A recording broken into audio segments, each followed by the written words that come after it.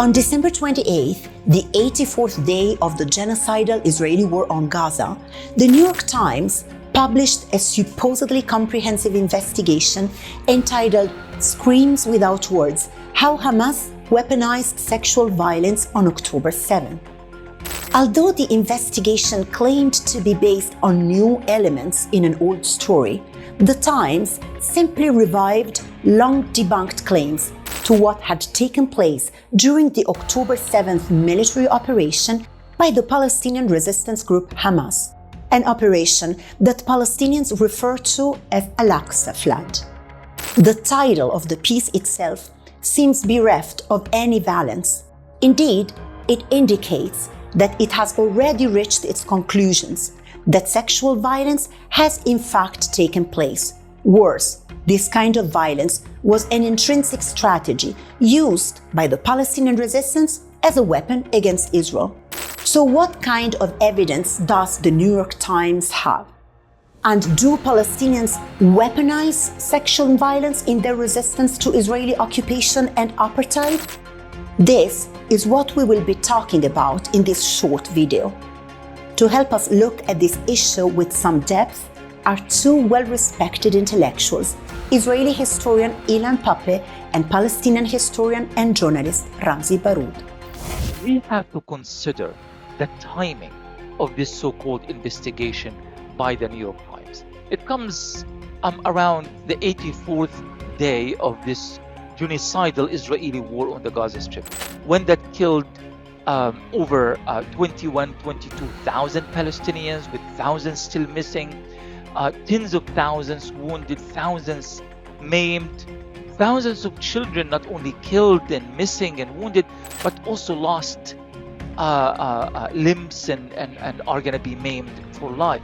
I mean, this is beyond horrendous, beyond anything that even this supposedly warring region has ever seen in modern history. Immediately after the events of October 7th, Israeli politicians, including right-wing Israeli Prime Minister Benjamin Netanyahu, began speaking on heinous crimes committed by Palestinian resistance fighters.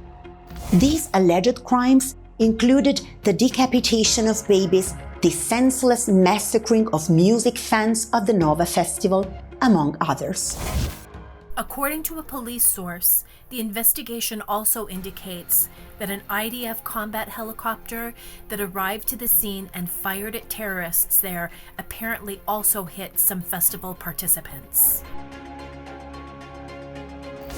Many of these claims have been outright debunked or had no tangible evidence whatsoever, rendering them with time irrelevant, if not entirely fabricated.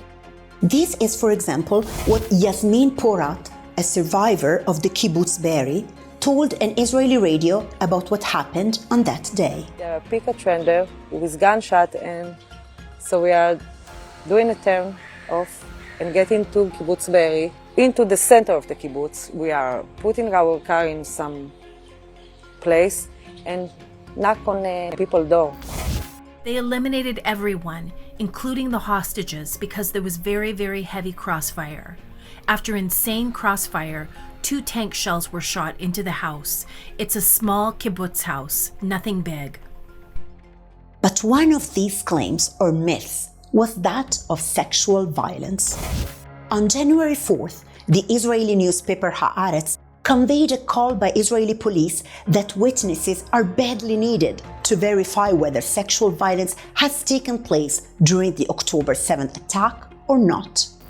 This call by the Israeli police was made 7 days after the New York Times published its supposedly comprehensive and credible report. So who is lying? The Israeli government, which is obviously keen on promoting official propaganda or Hasbara, or the New York Times? The Times interviewed several soldiers and volunteer medics who together described finding more than 30 bodies of women and girls in and around the rave site and in 2 kibbutzim in a similar state as Ms. Abdusha's. Legs spread, clothes torn off, signs of abuse in their genital areas.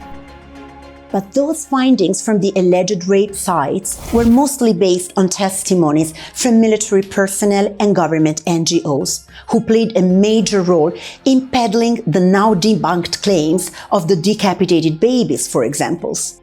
As for the civilian eyewitnesses, the main part of the story was based on claims attributed to Gal Abdush, who is described by the Times as the woman in the black dress.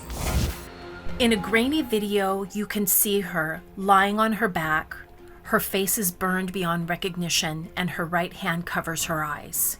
The video was shot in the early hours of October 8th by a woman searching for a missing friend at the site of the rave in southern Israel, where the day before, Hamas terrorists massacred hundreds of young Israelis. But as soon as the New York Times report was published, many began questioning not just the timing and the motives, but the credibility of the sources and the information altogether. Though mainstream Western media said very little to challenge the credibility of the Times, many in the independent and alternative media did. This is what Mondowis wrote on January 3rd. The veracity of the New York Times story was undermined almost as soon as it was published, including from the Abdush family itself, who says there is no proof Gal Abdush was raped, and that the New York Times interviewed them under false pretenses. The reference to the Abdush family was made specifically by Gal's sister. So the woman in the black dress is my sister. I really fail to understand all the media reports surrounding this story, all because of one video that was distributed without the knowledge of my family, without permission. The New York Times that came to us indicated that they wanted to do a story in the memory of Gal, and that's why we approved. If we knew that it was a headline like rape slaughters, we would never agree. The New York Times behavior is consistent with how mainstream media dealt with the earlier allegations about other similarly tragic but clearly fabricated claims.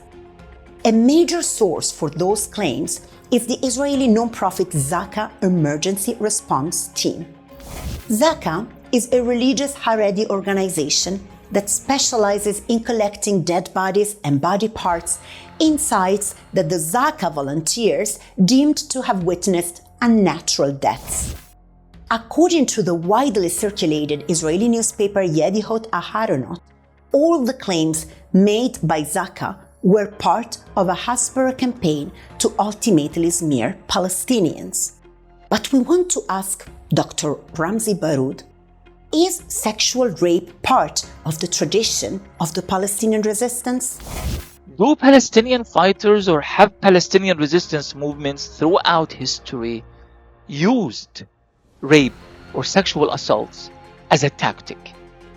As a historian who has been writing about the history of Palestinian resistance within the context of people's history of Palestine, covering all periods of Palestinian history, from the Nakba to the Naksa to the two Intifadas to the current war and everything in between, I haven't run into anything of this nature. It's just not part of Palestinian culture. So if no Palestinians, the least disciplined of Palestinian groups and factions in the past, have used this as a strategy, why would the most disciplined and religious, and this is very, very important, because religious resistance movements in Palestine have a very strict code regarding the behavior around women. Even Israeli women captives in Gaza were tended to mostly by women because men did not want to be in direct contact with these women. There's absolutely not only no real evidence, but we have to keep in mind the context and the function of these kind of allegations. It is there to create a distraction from the horrific things that Israel has done to the Palestinians. Horrific beyond anything. Only comparable to the Nazis and the fascists. No, actually just the Nazis. That's what Israel has done to the Palestinians in Gaza. So why would the New York Times do this? They did it because they want to create an intellectual frame of reference. Not just only as functional in the immediate propaganda so that they would put the focus on Hamas and put Palestinians on the defensive, but also because they wanted to create this report so that future historians and researchers and activists are in a way obligated to contend with it, even if they disagree with it. But it's there. And the New York Times is a very important newspaper because it's the American newspaper of record and so forth. And therefore, it's going to be there. You talk about the killing of thousands of children, they are going to talk about the mass rape. You talk about the starvation and the famine imposed by Israel on Gaza, they are going to talk about the mass rape. And this happened despite the fact that all of Israeli lies from the very beginning have been debunked. From the decapitation of babies to the the massacring of people who have attended the Nova Music Festival, all of this has either been fully debunked, the decapitated babies, or greatly challenged, especially by Israeli media, including Haaretz, that says many of the Israelis, for example, at the Nova Music Festival, were killed by the Israeli military itself in the rush to, fight the terrorists or to push them back. Whatever the reasoning was, it has been debunked. Now they are stuck on the issue of rape and they want to promote it as much as possible so that they would force us into this conversation. I think it's important to keep all of this in mind and to also try to deprive Israel of this opportunity by keeping the focus on the Palestinian victims of the Israeli genocidal atrocities in the Gaza Strip. In fact, many of the testimonies provided by released Israeli captives who were held in Gaza for days and at times weeks after October 7th confirm Baroud's claims. One of them was that of former captive Amos Goldstein, who, like many others, told Israeli media that they had been treated well, if not with total kindness, by the Palestinians. I was playing with my sons and my daughter Ajem was exercising all the time.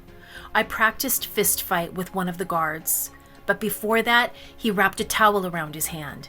They respected women. To them, women are sacred and they are not allowed to touch them. To them, women are queens. לקחתי אותה, בגלל שהגם כל הזמן עושה כושר, אמרו, רגע, אם חן ניצחה אותה, אז בוא נעשה איתה. ואז אחד מהם, הצעיר, עשה איתי הורדת ידיים, אבל הוא הביא מגבת, כדי לא... כי אסור לו לגעת בי. אישה היא מאוד... אישה היא קדושה שם. It really should not require a big deal of analysis how such dehumanizing propaganda on the part of Israel and the New York Times benefits Israel politically and unfortunately help prolong the genocide perpetrated daily against millions of innocent civilians in the Strip. But this kind of hasbara is also functional in other ways, as it distracts us from engaging in two major issues. On the one hand, the war itself, and on the other, the actual history of weaponizing sexual violence. During the ethnic cleansing of Palestine in 1948, the Zionist forces and later the Israeli soldiers committed crimes of sexual violence and rape against Palestinian women and girls.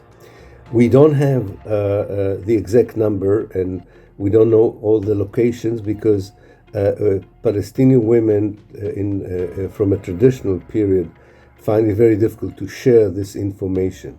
However, three Palestinian women historians, Assis Nusser, Nadira Shalhoub Kafkiyan, and Rauda Kanaane, were able to interview some women who were ready to share with them the horrific experience.